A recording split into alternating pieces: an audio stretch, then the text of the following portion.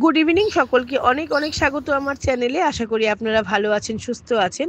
আজ আমি অটিস্টিক বাচ্চাদের মর্নিং ওয়াক করালে কি কি তার উপকারিতা বা বেনিফিট সে বিষয়ে কথা বলবো। প্রথমত সেন্সরি রেগুলেশনে সাহায্য করে, অ্যাংজাইটি রিডিউস করতে সাহায্য করে, ফোকাস অ্যান্ড কনসেন্ট্রেশন বাড়ায়, স্লিপ কোয়ালিটি ইমপ্রুভ করে, সোশ্যাল স্কিল ডেভেলপমেন্টেও সাহায্য করে, ফিজিক্যাল হেলথের ইমপ্রুভমেন্ট, এই যেসব ইমপ্রুভমেন্টগুলো হয় যেমন কি মোটর স্কিলের ইমপ্রুভমেন্ট হয়, তারপরে বডি ইমিউনিটি বাড়ায়, মুড এনহ্যান্স করে, ওয়েট লসের জন্য তো খুবই ভালো, হাফ অ্যান আওয়ার যদি ওয়াক করা যায় মিনিমাম।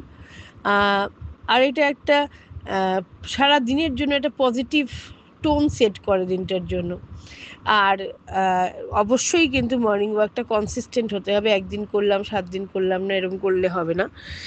রেগুলার যদি করা যায় তবে নিশ্চয়ই বেনিফিটস আপনারা পাবেন। আপনাদের যদি আরও কোনো বেনিফিটস জানা থাকে অবশ্যই কমেন্ট বক্সে জানাবেন, আরও অনেকে উপকৃত হবে।